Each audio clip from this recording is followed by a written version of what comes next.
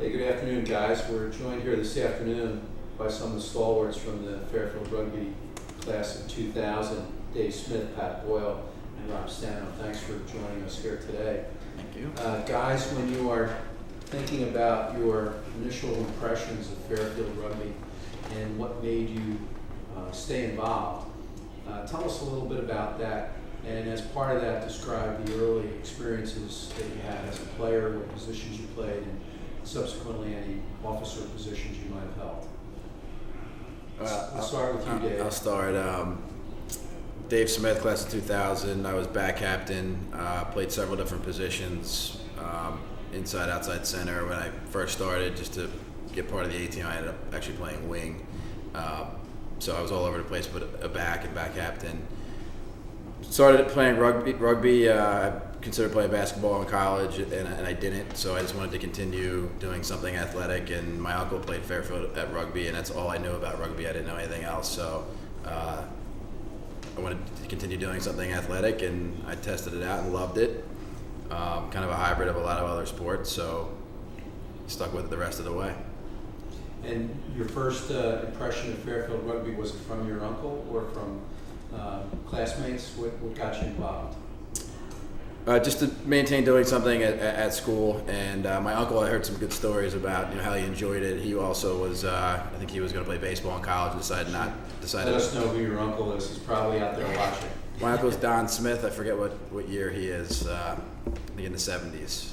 So great athlete. I think he was going to play baseball in college, decided not to, and ended up playing rugby. So I knew that was, if he liked it, I probably would enjoy it myself, and I did. First impression, we started practicing. You tell a bunch of great guys from different backgrounds, different athletic backgrounds. Some didn't have any sports backgrounds, but everybody just sort of gelled, and that was what stuck with me right away. And Pat, how about you? I'm Pat Boyle, class of 2000 with these guys. I was president that year. I started off playing fly half, but ended up playing scrum half. My first impressions of Fairfield Rugby, I know exactly how it happened. I was a freshman living on the same dorm as him. I actually went to high school with, what's your name? No, Dave. So I'm like these guys, we weren't born with any God-given gift of athleticism, but we Objection, I was. Dave was dead. No, but I like to play sports, and I wanted to continue doing something athletic, like Dave was saying. And my freshman year, one of the seniors on the rugby team actually came to my dorm room, Terry Houston. I hope he's going to be there. I don't know if anybody's talked to him or not, but I went to high school with him too, and he didn't really know me. He knew my brother, but he came and he said, "Hey, you should come down. The rugby team's having a big party tonight, and try out, see if you like it." So I talked to Dave. We went to the first practice, and it was great. We met a bunch of great guys. I mean, their year was, Doof, Mudd, Peels, Rigby, just guys that just welcomed us to the team, and it was, you didn't have to be, you didn't have to run a 4.4 40 or change direction on the top of the dime, drop of a dime. You just had to come out and play hard, and it was that's what kept me going. It was great. It was a bunch of great guys, and good sport to play. Rob, how about you? I never knew anything about rugby when I got to Fairfield, and like Pat said, I actually lived on the same floor as him freshman year. So I started playing second semester freshman year when Pat and actually George Hemmer and Andy Lund, who actually ended up transferring, but these guys kind of talked me into coming out to play. I played soccer and basketball in high school and just wanted to do something where I could be athletic and meet a bunch of guys and hang out, and it was great. As soon as I went to the first practice, you kind of see the camaraderie. It was the closest thing I think Fairfield had to a Greek system of anything. Like, obviously that's not something that a Jesuit school would have, but it's kind of the fraternal nature of the team. Everybody kind of looked out for each other. It's a great way to actually get out there and just do something athletic, and it was probably the best decision I made at Fairfield in terms of just getting into the whole school spirit and just doing something social. So Dave, when you think about your Fairfield Rugby experience and now that you're in the adult world, how's that impacted you? What are some of the things that you may have thought contributed to your life as a working person? Work ethic, Definitely, when you're on that field, you have to go, all out. Otherwise, you're going to get crushed. So, and you have to prepare in order to play like that. So, work ethic definitely helped. Definitely friendships here. These guys and a lot of other folks here and that are going to be at the event is a huge part of it. I could call, one of these guys up. I haven't talked to him maybe 6 months, and it's like we never parted ways. It's like we're still at Fairfield, and that's a key takeaway. I actually got my first job also out of Fairfield through another. I did not take another. that job. We actually went on an interview together. Chris yeah. Post. Yeah. Christian. I'm sorry. Christian Post. Very Yes. Very proper. We actually went on an interview together at his company when we were seniors at Fairfield. I ended up actually taking it. They gave us Yankee tickets. I probably wouldn't have came to New York for that. I've lived in New York ever since I graduated for 13 years, and I probably would have. I was going to take a job back home in Philadelphia, and so first and foremost, my life would be very different. I have different friends, living in New York City, it's great. We don't have a lot of official rugby get-togethers, but I see these guys out all the time. They changed that. Yeah. We should definitely change that. But we see each other a lot. We don't need to have official. We plan things together, and we see each other out sometimes randomly. But I'd say that work ethic, living where I am right now, and the friendships at the top of the list. So Pat, how about you? The way I look at rugby and the way I look at work now is there's a lot of parallels. I guess I would say, rugby, it's a game. You go out and you play hard for a certain amount of time. And then after you're done, you go and you hang out with even the guys that you were playing against, that you were beating up for 90 minutes or however long the games are now. And you step back and you relax and you take it seriously while you're playing, but you got to take it and can't be too serious. And that's the way I work too. You go to work, you do your job, you try and get things done, and you just don't get over amped up. And when it's done, you just go home, relax, and start again the next time. So, Rob, your thoughts? Yeah, Pat makes a great point. That's one of the things that I think makes rugby unique is the fact that you beat the hell out of each other for, an hour and a half, and then you go have a few beers with the guys and just, everybody's on the same page. Nobody's out to hurt each other. Everybody's, kind of looking to play a good game and then have a nice social experience afterwards. And I think that carries over to life. Like, you work with people and you want to have a good time with them after work. You want to, build a nice, kind of community as opposed to just butting heads with people. And I think that's one of the lessons you learn from playing rugby. So what's brought us together this afternoon is the 50th anniversary celebration coming up on October 5th of this year.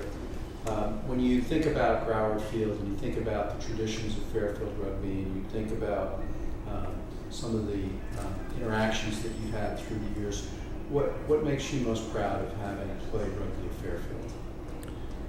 I would say the number one, the alumni network. I think it's very strong, and I think the character of everyone that played Fairfield Rugby is extremely strong. You can look yourself in the mirror and be very proud that you did that. You look at one thing that we always heard when we were in school, and I think we didn't realize, or at least I didn't appreciate until I got out, was I always heard actually through my uncle that there's a lot of successful rugby alumni out there, and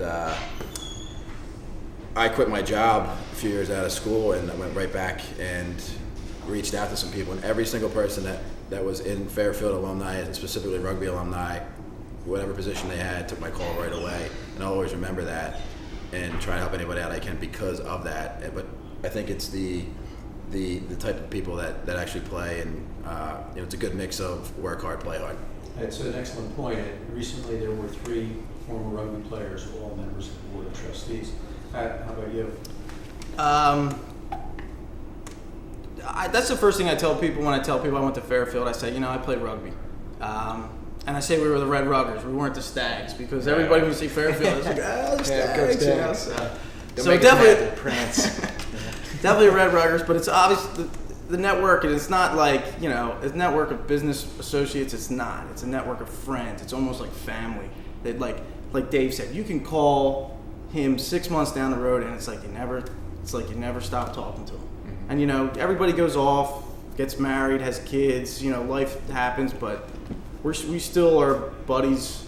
I mean, we lived at this house, the Green Turtle, and that's the second thing I tell everybody, that we lived at the Turtle, and it was 5 of us, and it was paradise. And if you were to actually go look at what it looked like, it was not paradise. Should have been condemned. And we got it from rugby players. From rugby Yeah. players. who were yes. ahead of us. Yeah, and we passed it down to rugby players behind us. And it was just the best spot on the point. I mean, it should have been codes, violations, L&I should have been all over that place. But that was some of the best times ever, living at the Turtle, playing rugby with these guys, absolutely.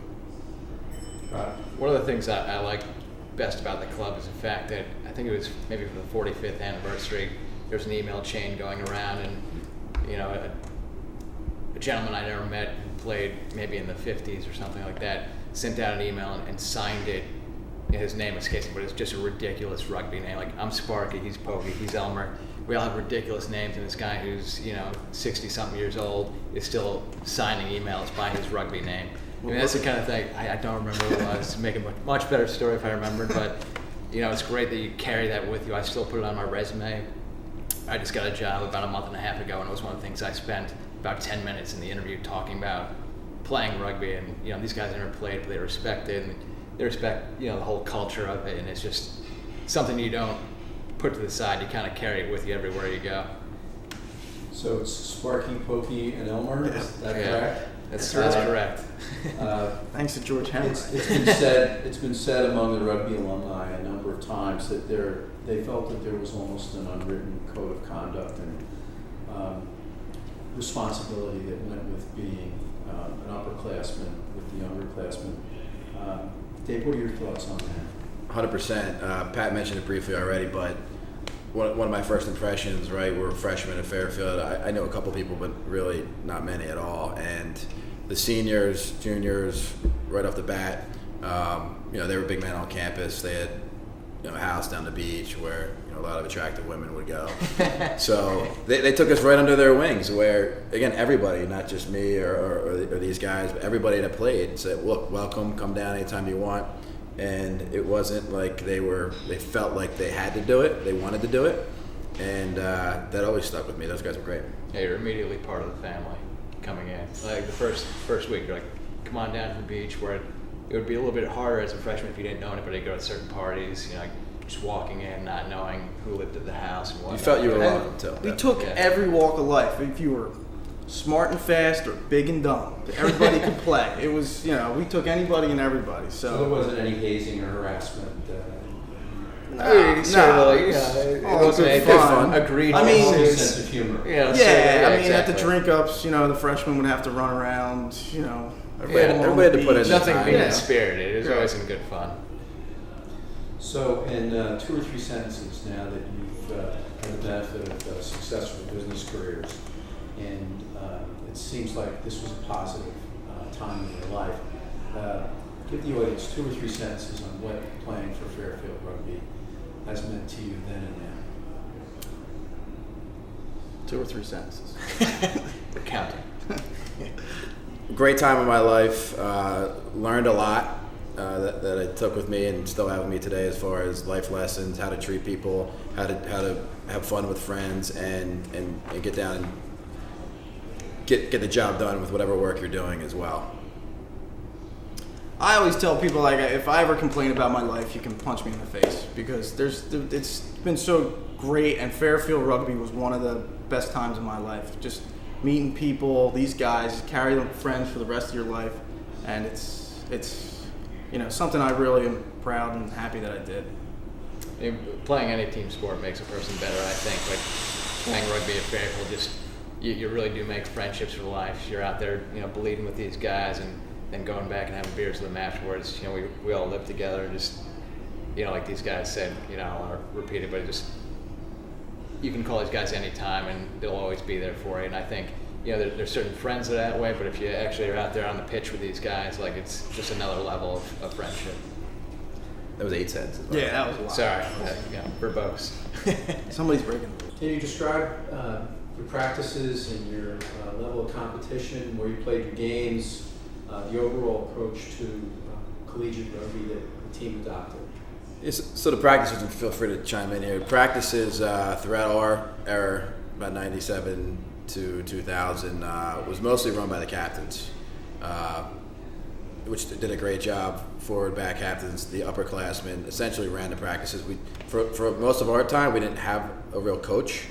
But early on, our freshman year specifically, guys that were seniors had a friend in New York who I think was All-American at Loyola University, Sean Lagano, actually passed away in 9/11, but he would come up and coached us. And actually,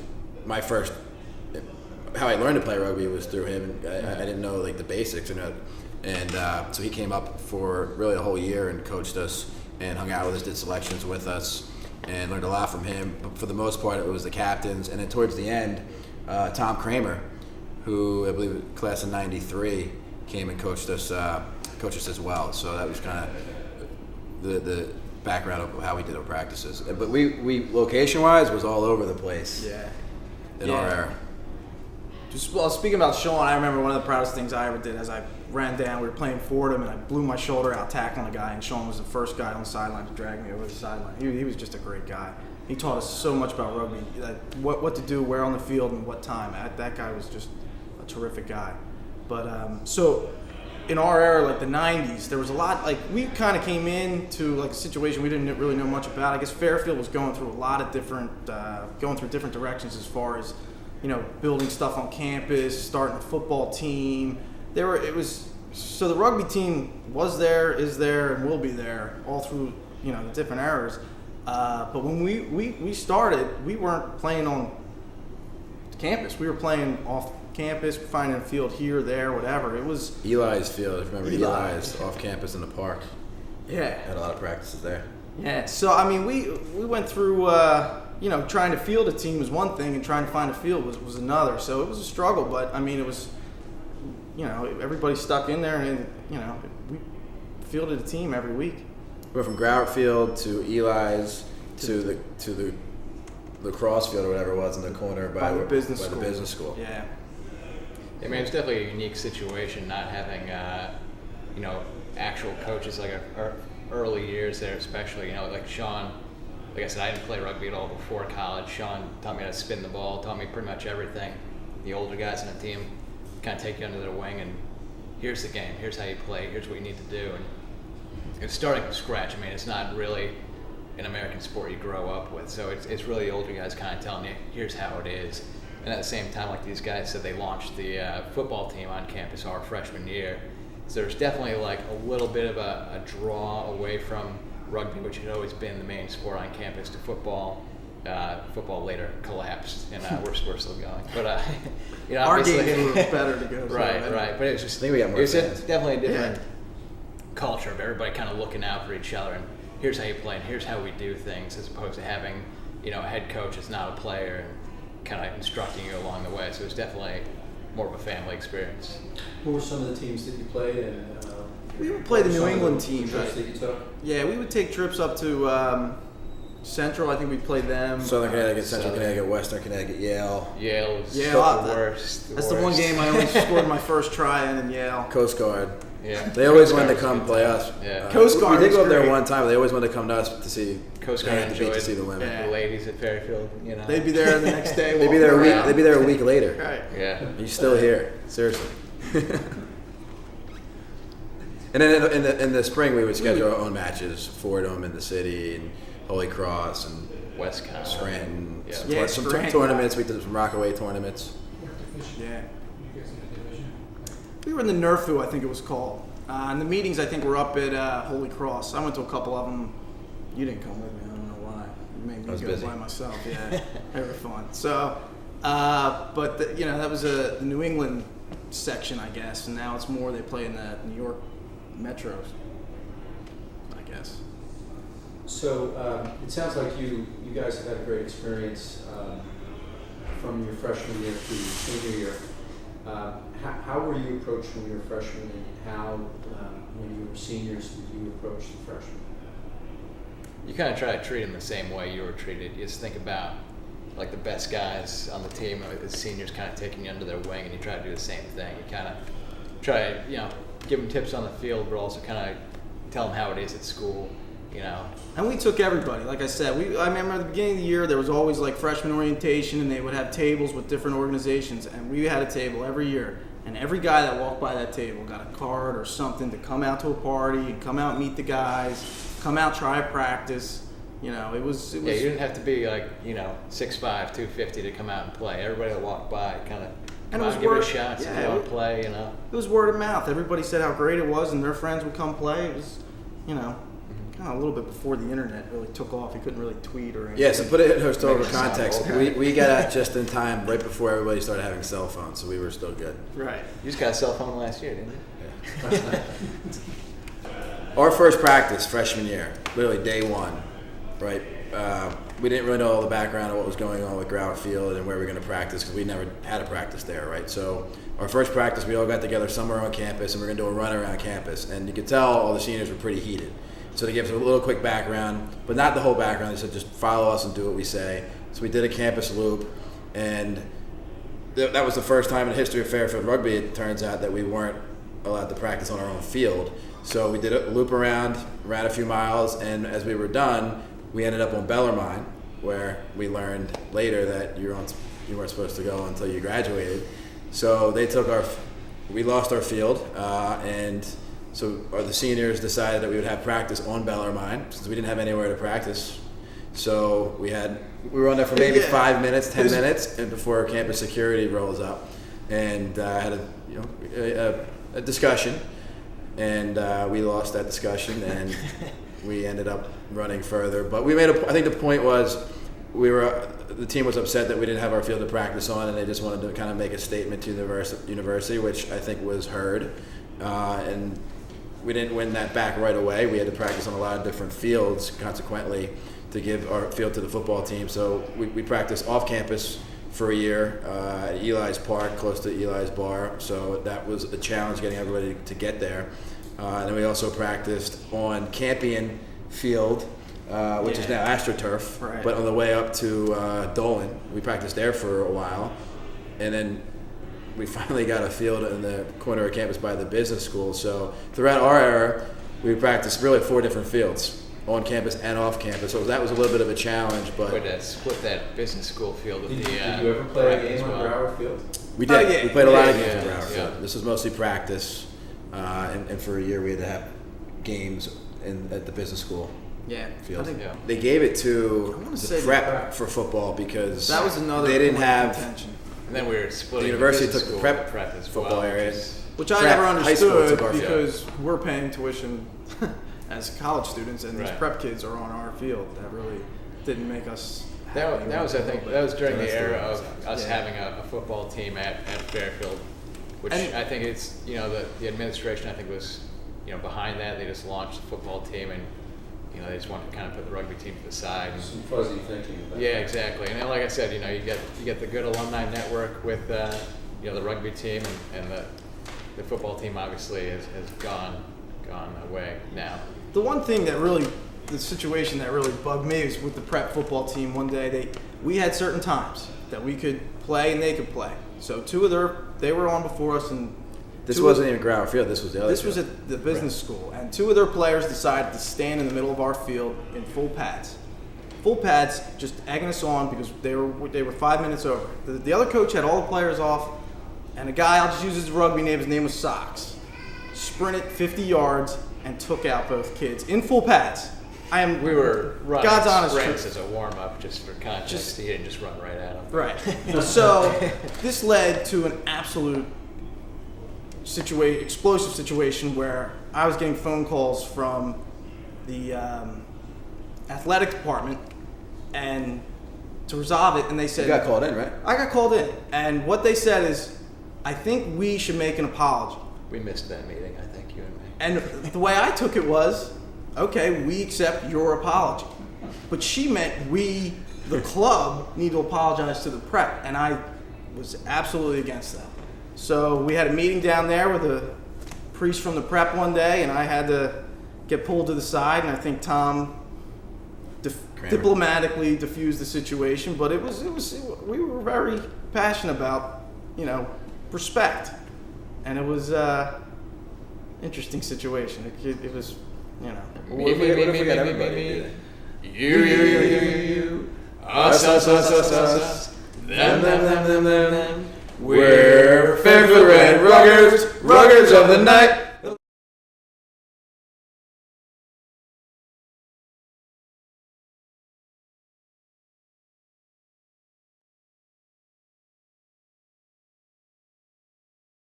Hey!